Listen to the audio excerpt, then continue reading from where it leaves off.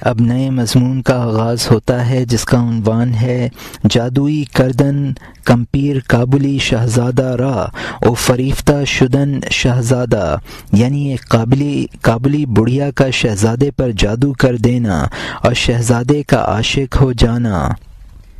جب اس شہزادے کا نکاح ہو گیا، نیکوں اور ولیوں کی نسل سے قضائے خداوندی سے جادوگرنی بڑھیا جو کہ تھی حسین شہزادے پر عاشق، اس پر کابلی بڑھیا نے ایسا جادو کر دیا کہ چاہے بابل کا جادو بھی اس پر رش کرے۔ یہاں مترجم نے حاشیے میں لکھا ہے کہ شادی کے بعد شہزادے پر ایک بڑھیا جادوگرنی نے جو کابلی تھی جادو کر دیا، وہ بڑھیا اس پر عاشق ہو گئی تھی اور اس کو اپنے جال میں پھنسا لیا۔ بابل کے علاقے کا جادو مشہور تھا اور یہاں حاشیہ ختم ہوتا ہے۔ شہزادہ بدصورت بڑھیا پر عاشق ہو گیا، یہاں تک کہ اس نے دلہن اور شادی سے کنارہ کر لیا۔ ایک کالا بھوت اور کابلی عورت اچانک شہزادے کی ڈاکو بن گئی۔ اس کلموئی، خبیث اور نابکار کی وجہ سے شہزادہ مدہوش اور لاغر ہو گیا۔ اس 90 سالہ بڑھیا کھوسٹ نے اس شہزادے کی نہ عقل چھوڑی نہ دل، یہاں تک کہ شہزادہ 1 سال قیدی رہا۔ بڑھیا کی جوتی کا اللہ اس کی بوسہ گاہ تھی، بڑھیا کی صحبت اس کو تباہ کر رہی تھی، یہاں تک کہ گھٹاؤ کی وجہ سے آدھی جان رہ گئی تھی۔ دوسرے اس کی کمزوری سے درد سر میں تھے، وہ جادو کے نشے سے اپنے آپ سے غافل تھا۔ بادشاہ پر یہ دنیا قید خانے کی طرح ہو گئی تھی، یہ لڑکا ان کے رونے پر ہنستا تھا۔ اس بازی میں بادشاہ لاچار ہو گیا، دن رات قربانی اور خیرات کرتا تھا۔ باپ جس قدر بھی تدبیر کرتا تھا، بڑھیا کا عشق بڑھتا تھا، تو اس کو یقین ہو گیا کہ یہ مطلقاً اس اللہ کی جانب سے ہے۔ اس کے بعد اس کی تدبیر اللہ کے سامنے خوشامد ہے۔ وہ سجدے کرتا کہ تیرا ہی حکم ہے، اللہ تعالیٰ کی سلطنت میں اللہ تعالیٰ کے علاوہ کس کا حکم ہے؟ لیکن یہ مسکین اگر کی طرح جل رہا ہے۔ اے رحم کرنے والے، اے محبوب، اس کی دستگیری کر۔ یہاں مترجم نے حاشیے میں لکھا ہے کہ شہزادہ اس خبیث کے عشق میں مدہوش رہنے لگا اور لاغر ہو گیا۔ 1 سال تک شہزادہ اس کی قید میں رہا اور اس کی جوتیاں چومتا تھا۔ اس بڑھیا کی ہم بستری سے وہ گھل کر آدھا رہ گیا تھا۔ دوسرے اس کی لاغری کو دیکھ کر درد سر میں مبتلا ہوئے اور وہ اپنی حالت سے بے خبر تھا۔ بادشاہ شہزادے کے غم میں روتا تھا تو شہزادہ اس کے رونے پر ہنستا تھا۔ بادشاہ نے اس جادو کے معاملے میں لاچار تھا اور صدقہ خیرات کرتا رہتا تھا کہ اس کے ذریعے سے مصیبت ٹل جائے۔ اگر وہ اس جادو کا کوئی توڑ کراتا تھا تو جادو اور مضبوط ہو جاتا تھا۔ جب کوئی تدبیر کارگر نہ ہوئی تو اس کو یقین ہو گیا کہ یہ سب کچھ اللہ کی جانب سے ہے، اسی کے سامنے رونا اور دعا کرنا چاہیے۔ لہٰذا اس نے اللہ کی عبادت اور دعائیں شروع کر دیں۔ بے شک تیرا ہی حکم ہے، لیکن میں اگر کی طرح جل رہا ہوں اور میری دستگیری فرما۔ اور یہاں حاشیہ ختم ہوتا ہے۔ اب نئے مضمون کا آغاز ہوتا ہے جس کا عنوان ہے مستجاب شدن دعائی بادشاہ در خلاص پسر از جادوئی کابلی، یعنی کابل کی جادوگری سے چھٹکارے کے بارے میں بادشاہ کی دعا قبول ہونا۔ یہاں تک کہ بادشاہ کی یارب یارب اور فریاد کی وجہ سے ایک استاد جادوگر سفر سے سامنے آ گیا۔ اس نے دور سے یہ بات سنی تھی کہ وہ لڑکا بڑھیا کا قیدی بن گیا ہے، کیونکہ وہ بڑھیا جادوگری میں بے نظیر اور مثل اور دوئی سے مطمئن تھی۔ اے نوجوان، ہاتھ سے بڑھ کر ہاتھ ہے، ہنر اور طاقت میں اللہ تعالیٰ کی ذات تک، تمام ہاتھوں کا آخر خدا کا ہاتھ ہے، یقیناً دریاؤں کا آخر سمندر ہے، ابر اسی سے سرمایہ حاصل کرتے ہیں، اسی پر سیلاب کی انتہا ہوتی ہے۔ بادشاہ نے اس سے کہا یہ لڑکا ہاتھ سے گیا۔ اس نے کہا اب میں زبردست علاج آ گیا ہوں، ان جادوگروں میں کوئی بڑھیا جیسا نہیں ہے سوائے مجھ ہوشیار کے جو اس جانب سے آ گیا ہے اللہ تعالیٰ کے حکم سے حضرت موسیٰ علیہ السلام کے ہاتھ کی طرح۔ اب میں اس کے جادو کی تباہی مچا دوں گا، کیونکہ میرا یہ علم اس اللہ تعالیٰ کی طرف سے آیا ہے، ذلیل جادو کی شاگردی سے نہیں ہے۔ میں آیا ہوں تاکہ اس کا جادو کھول دوں، تاکہ شہزادہ پیلے چہرے کا نہ رہے۔ صبح کے وقت قبرستان کی جانب جا، ایک دیوار کے پہلو میں سفید قبر ہے۔ اور یہاں مترجم نے حاشیے میں لکھا ہے بادشاہ کے یارب سے ایک جادوگر سفر کر کے آ گیا۔ اس جادوگر نے سن لیا تھا کہ شہزادہ جادوگرنی کے پھندے میں ہے، کیونکہ اس بڑھیا جادوگرنی کی بہت شہرت تھی۔ مولانا رحمۃ اللہ علیہ فرماتے ہیں دنیا میں ہنرمند سے بڑھ کر ہنرمند ہے، تمام ہنرمندیاں خدا پر جا کر ختم ہوتی ہیں، تمام دریا سمندر میں جا کر گرتے ہیں، سمندر کے بخارات بادل بن کر برستے ہیں۔ بادشاہ نے اس آنے والے جادوگر سے کہا کہ شہزادہ ہمارے ہاتھ سے جاتا رہا۔ اس جادوگر نے کہا میں اس کا علاج بن کر آیا ہوں۔ اس جادوگر نے کہا اس بڑھیا کے جوڑ توڑ کا سوائے میرے کوئی جادوگر نہیں ہے۔ جس طرح حضرت موسیٰ علیہ السلام کے ید بیضا کے معجزے نے تمام جادوگروں کو شکست دی تھی، میں اس کا مقابلہ کر کے اس کے جادو کو تباہ کر دوں گا۔ میرا علم خداوندی الہام سے ہے، میں نے کسی جادوگر سے نہیں سیکھا ہے۔ جادوگر نے کہا صبح کے وقت قبرستان جائیے، وہاں آپ کو دیوار کے پہلو میں ایک سفید قبر ملے گی۔ اور یہاں حاشیہ ختم ہوتا ہے اس جگہ کو قبلے کی جانب کھود تاکہ تو خدا کی قدرت اور کاریگری دیکھے۔ یہ قصہ لمبا ہے اور تو درماندہ ہے، خلاصہ بتاتا ہوں، زائد کو چھوڑتا ہوں۔ وہ بادشاہ فوراً قبرستان کی جانب گیا۔ بادشاہ نے فوراً قبر کو کھولا، بڑا جادو اس میں دبا ہوا دیکھا، ایک بال پر سینکڑوں گرہیں لگی ہوئی تھیں۔ اس جادوگر نے ان مضبوط گرہوں کو کھولا، شہزادے کو مصیبت سے نجات دی۔ وہ شہزادہ ہوش میں آ گیا اور دوڑا، بہت محنت سے بادشاہ کے تخت کی جانب سجدہ کیا اور زمین پر تھوڑی رگڑی۔ لڑکے نے بغل میں تلوار اور کفن لیے ہوئے شاہ نے جشن منایا اور شہر والے خوش ہو گئے، اور وہ مایوس اور نامراد دلہن دنیا اثر نو زندہ اور پر رونق ہو گئی۔ تعجب ہے وہ بھی ایک دن تھا اور آج بھی ایک دن ہے۔ بادشاہ نے اس کی شادی کی دعوت ایسی کی کہ گلاب اور شکر کتوں کے سامنے تھا۔ جادوگرنی بڑھیا رنج سے مر گئی، چہرہ اور بری عادت مالک کے سپرد کر دی۔ شاہ نے جشن منایا اور نیازمندی اختیار کی۔ خدائے کارساز سے دل کی بات کہتا تھا۔ شہزادہ تعجب میں پھنسا تھا کہ وہ بڑھیا میری عقل و نظر کس طرح اچک لے گئی۔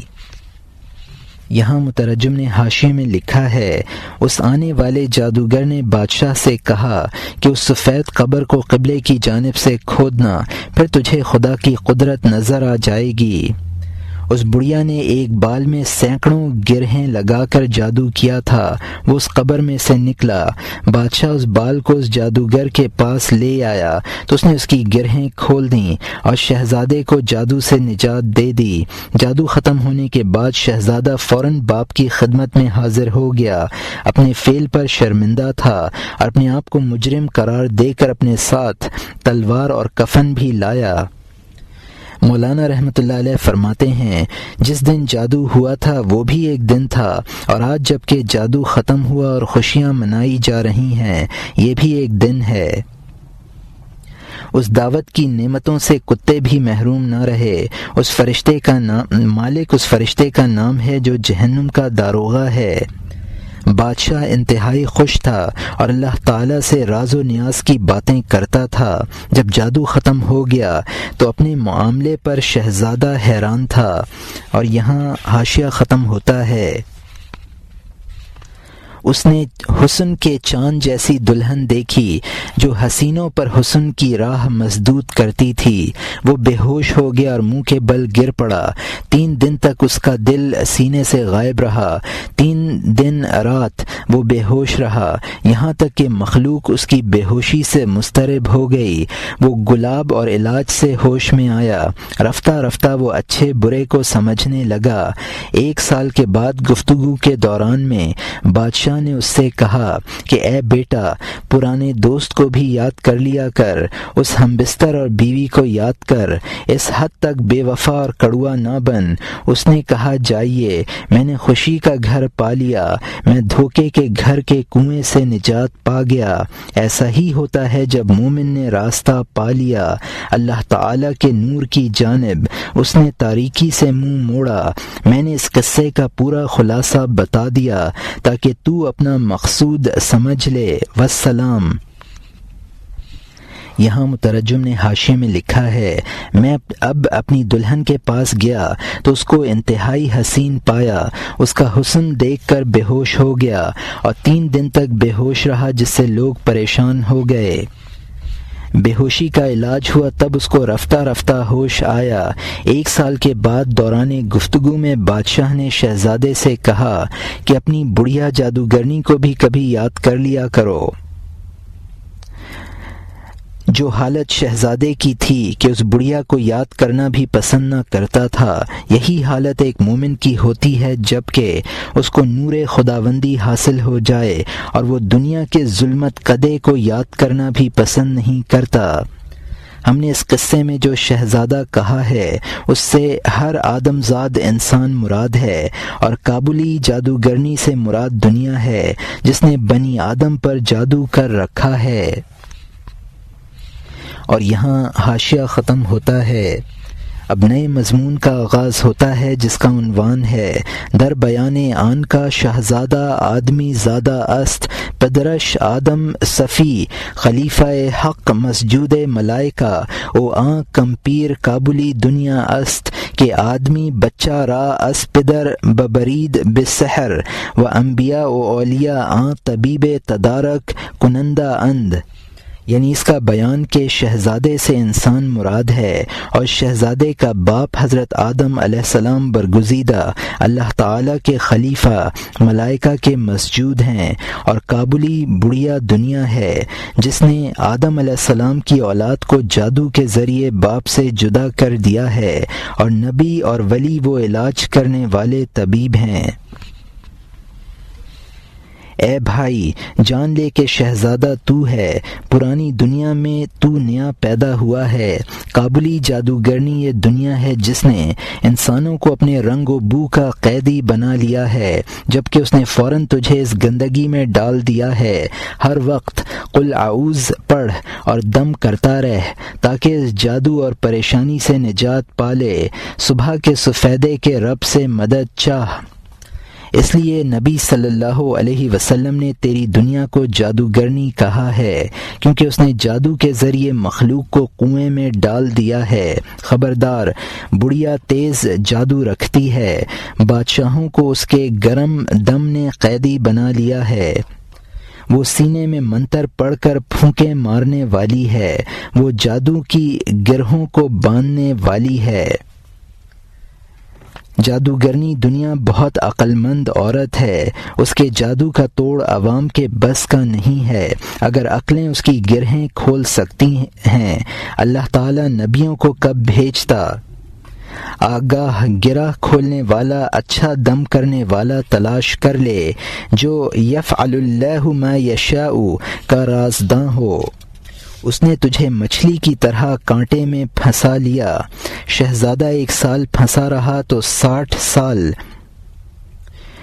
شہزادہ 1 سال پھنسا رہا تو 60 سال، تو 60 سال سے اس کے کانٹے میں مصیبت میں ہے، تو نہ خوش ہے نہ سنت کے راستے پر ہے، تو بدبخت فاسق ہے، اور نہ تیری دنیا ہی اچھی ہے نہ وبال، اور گناہوں سے بچا ہوا ہے۔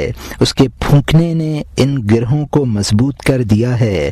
خالق احد کی پھونک کا طلبگار بن۔ یہاں مترجم نے حاشیے میں لکھا ہے قل اعوذ کا مطلب ہے کہ حضور صلی اللہ علیہ وسلم پر یہ سورت جادو کے توڑ کے لیے نازل ہوئی۔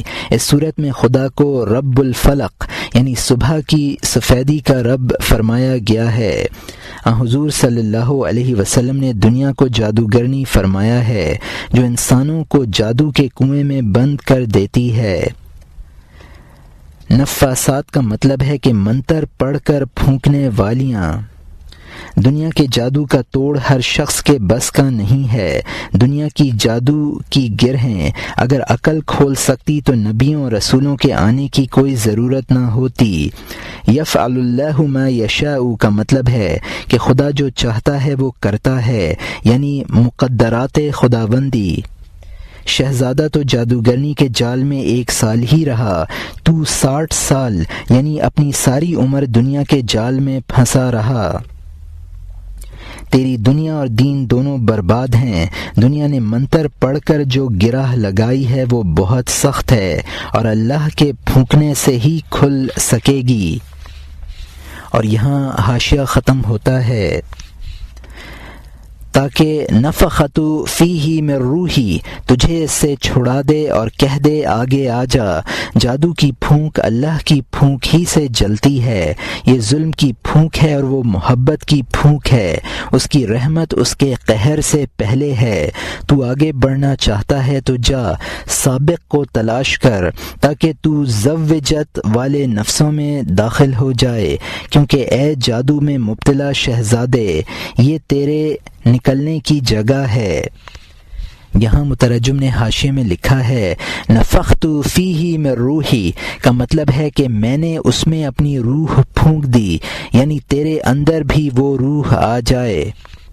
دنیا کے جادو کی پھونک اللہ کی پھونک سے چلے گی۔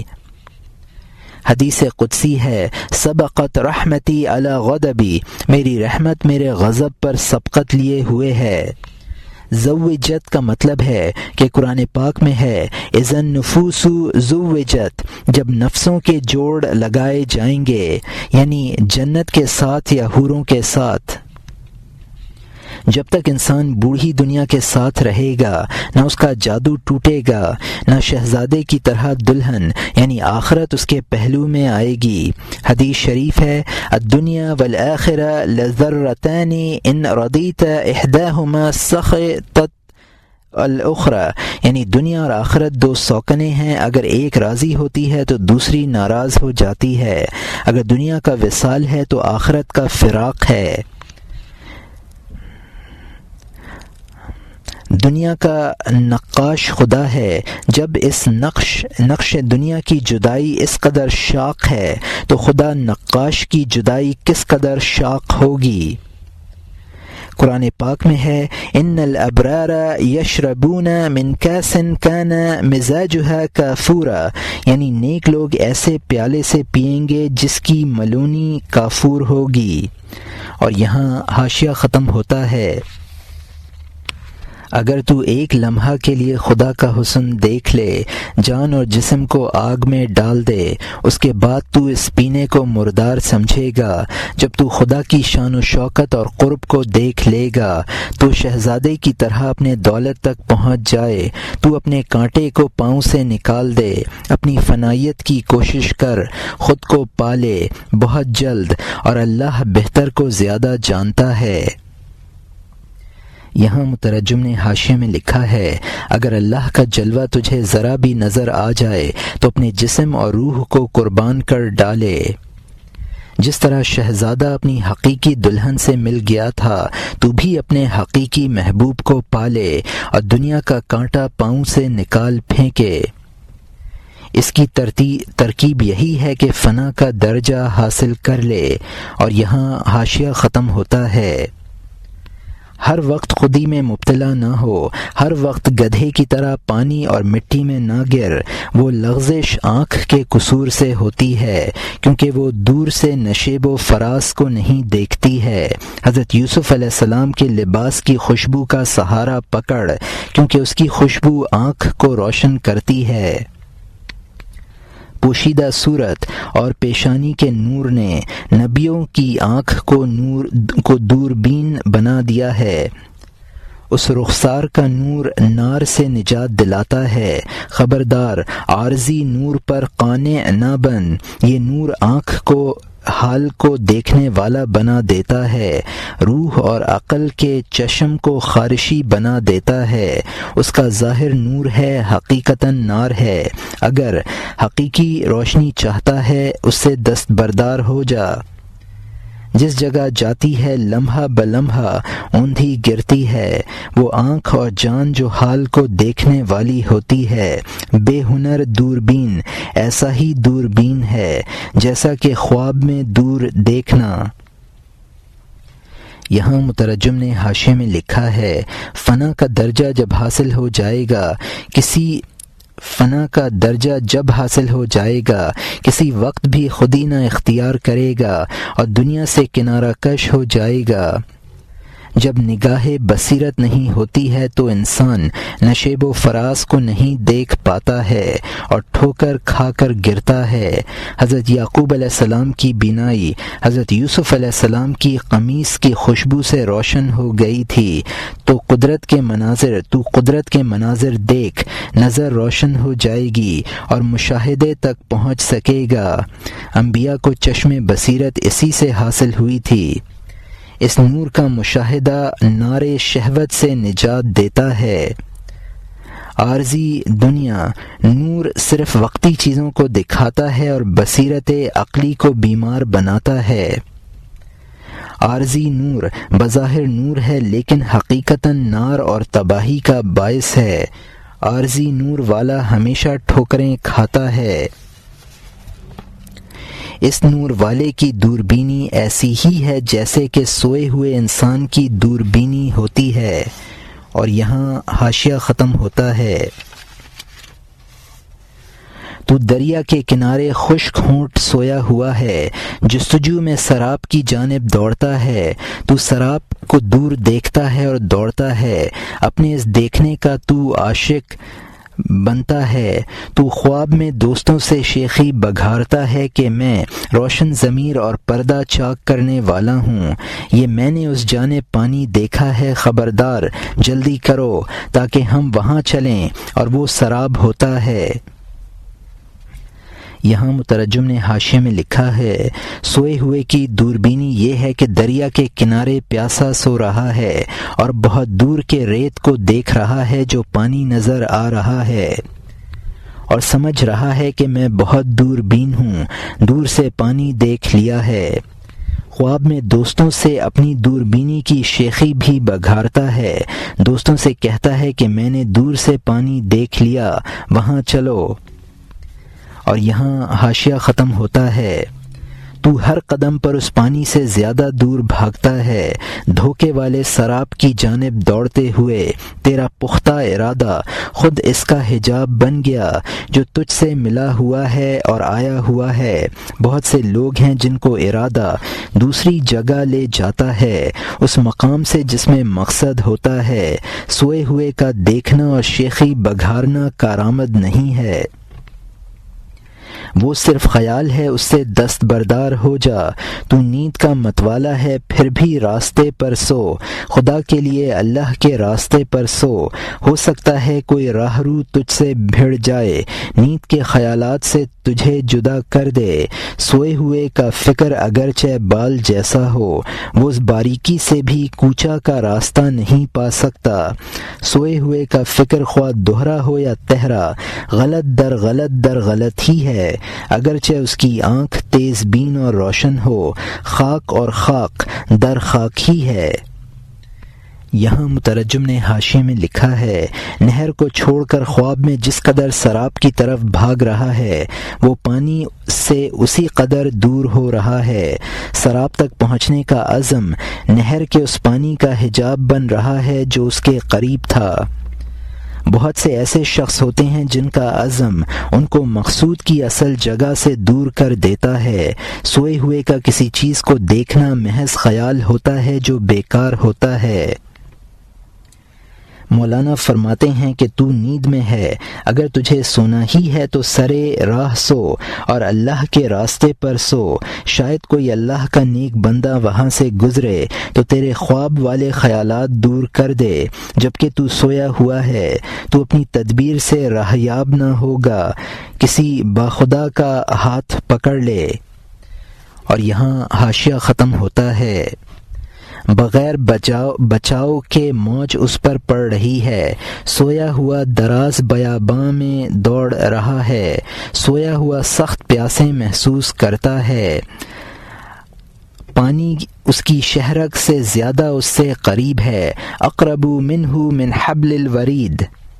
یہاں مترجم نے حاشیے میں لکھا ہے، سوئے ہوئے شخص پر موجوں کی تھپیڑیں بھی لگ رہی ہوں تب بھی سراب کے لیے دوڑتا ہے، نہر کے کنارے سویا ہوا پیاس محسوس کرتا رہتا ہے اور پانی بالکل اس کے قریب ہوتا ہے۔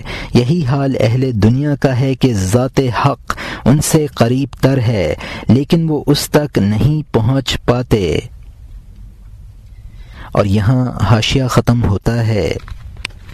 اب نئے مضمون کا آغاز ہوتا ہے جس کا عنوان ہے، حقایت آں زاہد کے در سالے قحط خنداں او شاد بود با مفلسی او بسیاری عیال او خلق می مردنداز گرسنگی با او گفتند کہ ہنگام تعزیت ست نہ شادی گفت مرابا کے نیست۔ یعنی اس زاہد کی حکایت جو قحط کے سال میں باوجود مفلسی اور بہت عیالداری کے مسکرانے والا اور خوش تھا اور لوگ بھوک سے مر رہے تھے۔ لوگوں نے اس سے کہا کہ تعزیت کا وقت ہے نہ کہ خوشی کا۔ اس نے کہا مجھے کوئی پرواہ نہیں ہے۔ اس طرح وہ زاہد جو کہ قحط کے سال مسکراتا تھا اور تمام قبیلہ روتا تھا تو لوگوں نے اس سے کہا ہنسنے کا کیا موقع ہے، قحط نے مسلمانوں کی بیخکنی کر دی ہے، رحمت نے ہم سے اپنی آنکھیں بند کر لی ہیں، ہم تیز سورج سے جنگل جل گیا ہے، کھیتی اور باغ اور انگور کالے پڑ گئے ہیں، زمین میں نمی نہیں ہے، نہ اوپر نہ نیچے، اس قحط اور عذاب سے لوگ مر رہے ہیں، 10 اور 100 جس طرح مچھلی پانی سے دور۔ تجھے مسلمانوں پر رحم نہیں آتا، حالانکہ مومن باہم چربی اور گوشت کا ایک جسم ہے، جسم کے ایک جز کی تکلیف سب کی تکلیف ہے، خواہ صلح کا وقت ہے یا جنگ ہے۔ اس نے کہا تمہاری نظر میں یہ قحط ہے، میری نگاہ میں یہ زمین بہشت جیسی ہے۔ یہاں مترجم نے حاشیے میں لکھا ہے، سوئے ہوئے شخص پر موجوں کی تھپیڑیں بھی لگ رہی ہوں تب بھی سراب کے لیے دوڑتا ہے، نہر کے کنارے سویا ہوا پیاس محسوس کرتا رہتا ہے اور پانی بالکل اس کے قریب ہوتا ہے۔ یہی حال اہل دنیا کا ہے کہ ذات حق ان سے قریب تر ہے لیکن وہ اس تک نہیں پہنچ پاتے۔ جس طرح سوئے ہوئے کی حالت ہوتی ہے ایسی ہی ان لوگوں کی حالت ہے جو اس درویش پر معترض ہوئے، کہیں 10 مر رہے ہیں، کہیں 100۔ اس نیک شخص نے کہا تمہاری نظر میں یہ قحط ہے، میری نظر میں بہشت ہے۔ اور یہاں حاشیہ ختم ہوتا ہے، میں ہر جنگل اور جگہ میں دیکھ رہا ہوں بکثرت کھیتی کی بالیں کمر تک، بالیں پروا ہوا سے لہلہا رہی ہیں، جنگل بھرا ہوا ہے، گننے سے زیادہ سرسبز ہے، آزمانے کے لیے میں ان کو چھوتا ہوں، اپنے ہاتھ اور نگاہ کو کیسے ہٹا لوں۔ اے کمینہ قوم، تم فرعونی جسم کی یار ہو اس لیے تمہیں دریائے نیل خون نظر آتا ہے، جلد عقل موسوی کے یار بن جاؤ تاکہ خون نہ رہے اور تم دریا کا پانی دیکھ لو۔ یہاں مترجم نے حاشیے میں لکھا ہے، میں ہر جگہ اپنی اونچی کھیتی دیکھ رہا ہوں جو کمر ہے، کھیتی کے بالیں ہوا سے لہلہا رہی ہیں۔ گنا لہسن کی قسم کی ایک ترکاری ہے، آزمانے کے لیے میں اس کھیتی پر ہاتھ بھی پھیرتا ہوں، تو اب میں اپنے ہاتھ اور آنکھ کو کیسے جھٹلا دوں؟ تم اپنے فرعونی جسم کے دوست ہو، لہٰذا فرعون کی طرح تمہیں بھی دریائے نیل کا پانی خون نظر آ رہا ہے۔ عقل جو بمنزلہ موسیٰ علیہ السلام کے ہے، اس کے یار بنو تو حقیقت حال واضح ہوگی۔ اور یہاں حاشیہ ختم ہوتا ہے، جب باپ کی جانب سے تجھ پر ظلم ہو، وہ باپ تیری نگاہ میں کتا ہو جاتا ہے۔ باپ کتا نہیں ہے، ظلم کی تاثیر ہے کہ ایسی رحمت نگاہ میں کتا جیسی ہے۔ حضرت یوسف علیہ السلام کو آنکھ سے بھیڑیا دیکھا، چونکہ بھائیوں میں حسد اور غصہ تھا۔ جب تو نے باپ سے صلح کر لی، غصہ ختم ہوا، وہ کتا پن بھی ختم ہوا، باپ گہرا دوست بن گیا۔ یہاں مترجم نے حاشیے میں لکھا ہے، انسان کی اپنی اندرونی کیفیت حقائق کو تبدیل کر دیتی ہے۔ اگر انسان باپ سے ناراض ہو جائے تو وہ اس کو کتا نظر آنے لگتا ہے۔ اپنی باطنی کیفیت کی بنا پر حضرت یوسف علیہ السلام نے اپنے بھائیوں کو بھیڑیا نظر آیا کرتے تھے۔ اگر باپ سے محبت ہو تو وہ سراسر رحمت نظر آتا ہے۔ تمام عالم حضرت حق کا مظہر اور اس کا پیدا کیا ہوا ہے، اس اعتبار سے وہ تمام عالم کا باپ ہے۔ اگر تمہارے دل میں اس سے بیزاری ہے تو یہ تمام عالم غیر واقعی صورت میں تمہیں نظر آئے گا۔ اور یہاں حاشیہ ختم ہوتا ہے۔ اب نئے مضمون کا آغاز ہوتا ہے جس کا عنوان ہے در بیان آن کا مجموعہ عالم صورت عقل کل است، چون با عقل کل بکس ردی جفا کردی صورت عالم تراغم فزاید اغلب احوال چنانچہ با پدر بد کردی صورت پدر تراغم فزاید او نتوانی او را دیدن اگرچہ پیش ازاں نور دیدہ بودا باشد و راحت جاں، یعنی اس کا بیان کہ عالم کا مجموعہ عقل کل کی صورت ہے۔ جب تو عقل کل کے ساتھ ٹیڑھا چلے گا، تو نے ظلم کیا۔ عالم کی صورت عموماً تیرا غم بڑھائے گی، جیسے کہ باپ کے ساتھ تو نے برائی کی، باپ کی صورت تیرا غم بڑھائے گی اور اس کو دیکھ نہ سکے گا، اگرچہ اس سے پہلے آنکھوں کا نور اور جان کی راحت رہا ہو۔ پورا عالم عقل کل کی صورت ہے، وہ ہر اس شخص کا بابا ہے جو قول والا ہے۔ جب کوئی عقل کل کی نافرمانی کرے، کل کی صورت اس کو کتا نظر آتی ہے۔ اس باپ سے صلح کر لے، نافرمانی کو چھوڑ دے تاکہ تجھے زمین انگور کا فرش نظر آئے، پھر قیامت تیری نظر کے سامنے ہو، تیرے آسمان اور زمین بدل جائیں۔ میری ہمیشہ اس باپ سے صلح ہے، یہ دنیا میری نگاہ میں جنت کی طرح ہے۔ یہاں مترجم نے حاشیے میں لکھا ہے، مولانا عقل کل کا بہت سی چیزوں پر اطلاق کرتے ہیں، یہاں خدائے تعالی مراد ہے۔ اہل قل کا مطلب ہے وہ روحیں جنہوں نے ازل میں الست بربکم کے جواب میں بلا کا قول کہا تھا۔ جب انسان کے دل میں خدا کا کفر ہوتا ہے تو اس کو سارا جہاں بھیانک نظر آتا ہے۔ تمام زمین انگوروں سے بھری ہوئی نظر آئے گی، قیامت میں زمین و آسمان بدل جائیں گے۔ اس بزرگ نے کہا، چونکہ میری خدا سے صلح ہے لہٰذا مجھے تمام عالم جنت نظر آتا ہے۔ اور یہاں حاشیہ ختم ہوتا ہے۔ ہر وقت نئی صورت ہے اور نیا حسن ہے، حتیٰ کہ نئے مشاہدے سے غم زائل ہو جاتا ہے۔ میں دنیا کو نعمتوں سے بھرا دیکھتا ہوں، چشموں سے ہمیشہ پانی جوش مار رہا ہے، پانی کی آواز میرے کان میں پہنچتی ہے، میرا دل اور حواس مست ہو جاتے ہیں، شاخیں صوفیوں کی طرح رقص کر رہی ہیں، پتے گویوں کی طرح تالیاں بجا رہے ہیں، آئینے کی چمک نمدے میں سے چمکتی ہے، اگر آئینہ نظر آ جائے تو کیا ہوگا؟ میں ہزار باتوں میں سے ایک بھی نہیں کہتا ہوں، کیونکہ ہر کان شک سے پر ہے۔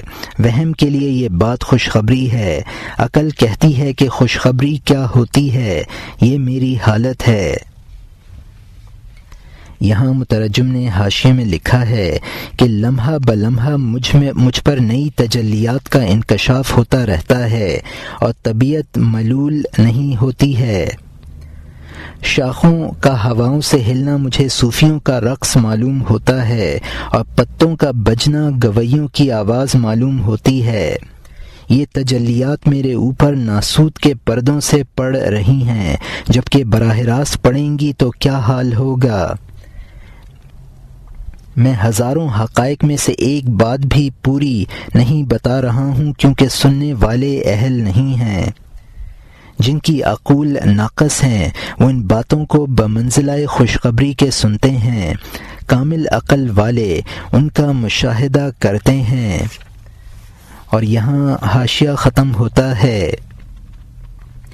اب نئے مضمون کا آغاز ہوتا ہے، جس کا عنوان ہے قصہ فرزندان عزیر علیہ السلام کہ از پدر احوال پدرمی پرسیدند، پدر گفت آرے دیدمش از عقبہ می آید، بازے کے شناختندش بے ہوش شد، ندو آنان کا نہ خطندش، می گفتند این شخص خوش مزدہ دادا، این بے ہوشی از چیست و این حالت۔ یعنی حضرت عزیر علیہ السلام کی اولاد کا قصہ کہ باپ سے وہی باپ کے احوال دریافت کر رہے تھے۔ باپ نے کہا ہاں میں نے اس کو دیکھا ہے، پیچھے آ رہا ہے۔ جن بعض نے پہچان لیا وہ بے ہوش ہو گئے، اور جنہوں نے نہ پہچانا وہ کہہ رہے تھے کہ اس شخص نے اچھی خوشخبری دی ہے۔ یہ حالت اور یہ بے ہوشی کس وجہ سے ہے؟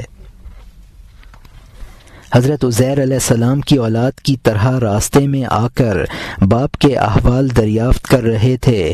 وہ بوڑھے ہو گئے تھے اور ان کے والد جوان تھے، تو ان کے والد اچانک سامنے آ گئے تو انہوں نے ان سے دریافت کیا، اے مسافر، ہمارے عجیب عزیر کا تجھے علم ہے؟ کیونکہ کسی نے ہم سے کہا ہے کہ آج وہ سہارا مایوسی کے بعد باہر سے آ جائے گا۔ ان عزیر علیہ السلام نے کہا میرے بعد وہ آئے گا۔ ان میں سے ایک نے جب یہ خوشخبری سنی خوش ہوا، شور مچاتا تھا کہ اے خوشخبری دینے والے خوش رہ۔ دوسرے نے پہچان لیا، بے ہوش ہو کر گر گیا کہ اے احمق، خوشخبری کا کیا موقع ہے؟ ہم تو شکر کی کان میں پہنچ گئے ہیں۔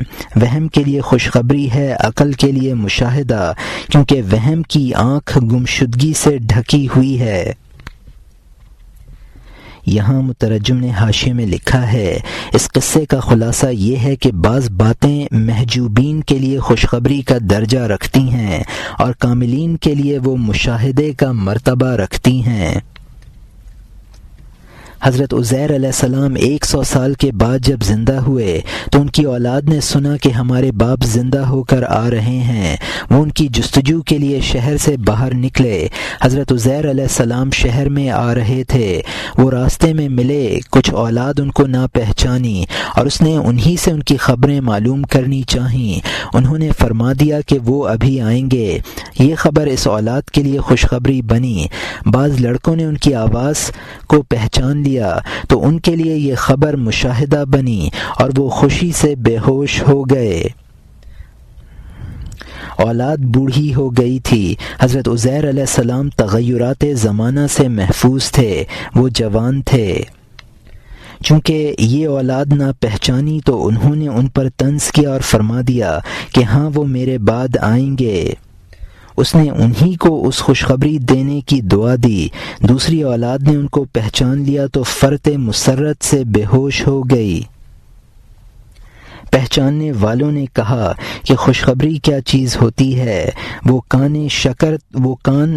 کان شکر تو ہمارے سامنے ہے۔ ایک ہی بات ناقص عقل کے لیے خوشخبری کا درجہ رکھتی ہے، چونکہ وہ مشاہدہ نہیں کر سکتی ہے۔ عقل کامل کے لیے وہ مشاہدہ ہے۔ اور یہاں حاشیہ ختم ہوتا ہے۔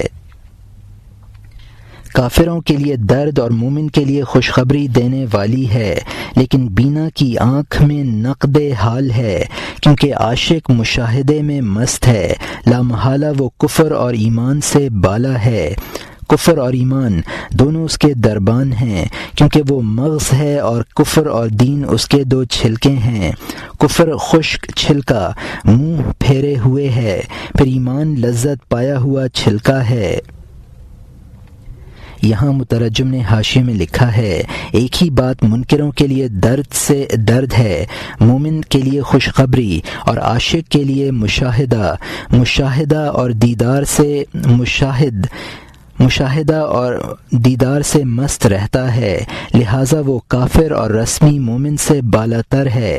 کفر اور رسمی ایمان اس عاشق کے دربان ہیں، کیونکہ وہ بمنزلہ مغز کے ہے، اور کفر و ایمان دونوں اس کے چھلکے ہیں۔ ان دونوں چھلکوں میں یہ فرق ہے کہ کفر تو مشاہدہ سے بالکل منہ موڑے ہوئے ہے، اور ایمان کچھ نہ کچھ لذت چکھے ہوئے ہے۔ اور یہاں حاشیہ ختم ہوتا ہے۔ خشک چھلکوں کی جگہ آگ ہے۔ چھلکا جو جان کے مغز سے وابستہ ہے وہ اچھا ہے۔ مغز اچھے رتبے کی وجہ سے بالا ہے، بلکہ اچھے سے بڑھ کر ہے، کیونکہ لذت بخش ہے۔ اس بات کا خاتمہ نہیں ہے واپس لوٹ، تاکہ میرا موسیٰ سمندر سے گرد اڑائے۔ عوام کی عقل کے بقدر یہ کہہ دیا گیا، اس کی بقیہ بات پوشیدہ کر دی گئی ہے۔ اے تہمت زدہ، تیری عقل کا سونا ریزہ ریزہ ہے، برادے پر سکہ کی مہر کیسے لگاؤں؟ تیری عقل سینکڑوں معاملوں میں بٹی ہوئی ہے، ہزاروں آرزوؤں اور بہت مال پر۔ عشق کے ذریعے اجزاء کو جمع کرنا چاہیے، تاکہ تو سمرقند اور دمشق کی طرح حسین بن جائے۔ وہم کو اگر جو کر کے تو جمع کر لے تو بادشاہ تجھ پر ٹھپا لگا سکے گا۔ یہاں مترجم نے حاشیے میں لکھا ہے، کفر سوکھا چھلکا ہے جو آگ میں جلانے کے قابل ہے۔ عام مومنین کا ایمان وہ چھلکا ہے جو مغز سے جڑا ہوا ہے۔ عشق الہی عام ایمان سے بالاتر ہے۔ موسیٰ سے یہاں مراد ذات حق ہے۔ بحر معارف کا پورا بیان عوام کی سمجھ کے بقدر کچھ باتیں کہہ دی ہیں، بقیہ باتیں چھپا لی ہیں۔ انسانوں نے اپنی عقل کے سونے کو پراگندہ کر رکھا ہے۔ سونے کے برادے پر ٹھپا نہیں لگایا جا سکتا۔ معارف کا ٹھپا جب لگ سکے گا کہ عقل مجتمع ہو جائے گی۔ انسان اپنی عقل کو سینکڑوں دھندوں میں بانٹے ہوئے ہے۔ عربی کا محاورہ ہے جاء بالتم والرم، یعنی وہ خشکی اور سمندر کی چیزیں لے آیا یا بہت مال لے آیا۔ عشق خداوندی عقل انسانی کو ایک نقطہ پر جمع کر دیتا ہے۔ سمرقند اور دمشق کی رونق مشہور تھی۔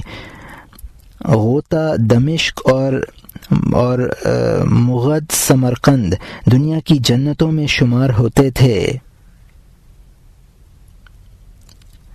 عقل کو تھوڑا تھوڑا جمع کر لے گا تو کچھ نہ کچھ معارف حاصل ہو جائیں گے۔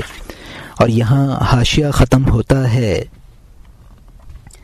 اے کچے، اگر تو ایک مسکال سے بڑھ جائے گا تو بادشاہ تیرا زرعی جام بنا لے گا، تو اس پر بادشاہ کا نام بھی اور القاب بھی ہوگا اور اس کی تصویر بھی۔ اے وصل کے خواہش مندو، تاکہ روٹی اور پانی بھی تیرا معشوق ہو، چراغ بھی اور شاہد بھی، نقل اور شراب بھی، اپنے آپ کو جمع کر لے، جماعت رحمت ہے، تاکہ میں تجھ سے جو حقیقت ہے وہ کہہ دوں، اس لیے کہ کہنا یقین کے لیے ہے، شرک کی جان حق کو پہچاننے سے خالی ہے۔ یہاں مترجم نے حاشیے میں لکھا ہے، اور اگر اس کو ایک مسکال کے وزن سے زیادہ جمع کر لے گا تو پھر اس کا زرعی جام بن جائے گا جو شاہ کی مجلس میں ہوگا، اور اس کو شاہ کا مشاہدہ حاصل ہوگا۔ شاہی جام پر شاہ کا نام اور القاب اور تصویر کندہ کر دی جاتی تھی۔ اب تجھے دنیا کی ہر چیز میں حضرت حق کا جلوہ نظر آئے گا۔ بات اس لیے کہی جاتی ہے کہ سننے والوں کو اس کا یقین آ جائے، جب تک تجھ میں شرک کی کیفیت ہے تو یقین سے خالی ہے۔ اور یہاں حاشیہ ختم ہوتا ہے۔ شرک کی جان آسمان کی فضا میں تقسیم ہو گئی ہے، بہت سے معاملوں میں مشترک ہے، خاموشی اس کے لیے اچھا ثبوت مہیا کرتی ہے، احمقوں کے لیے جواب خاموشی ہے۔ میں جانتا ہوں، لیکن جسم کی مستی بغیر ارادے کے میرا منہ کھول دیتی ہے، جیسا کہ چھینک اور انگڑائی سے تیرے ارادے کے بغیر منہ کھل جاتا ہے۔ یہاں مترجم نے حاشیے میں لکھا ہے، شرک کی جان اور روح کا تعلق ایک ذات خداوندی پر مجتمع نہیں ہے، وہ کائنات میں بٹی ہوئی اور سینکڑوں معاملوں میں منقسم ہے۔ جاہلوں کے سامنے کسی مدعا کے ثبوت کے لیے خاموشی بہتر ثبوت ہے۔ روحانی مستی تن کا مطلب یہاں روحانی مستی ہے، بعض نسخوں میں مستی من بھی ہے۔ چھینک اور انگڑائی میں بے اختیار منہ کھل جاتا ہے، اسی طرح اسرار کے بیان کرنے میں میرا منہ بے اختیار کھل جاتا ہے۔ اور یہاں حاشیہ ختم ہوتا ہے۔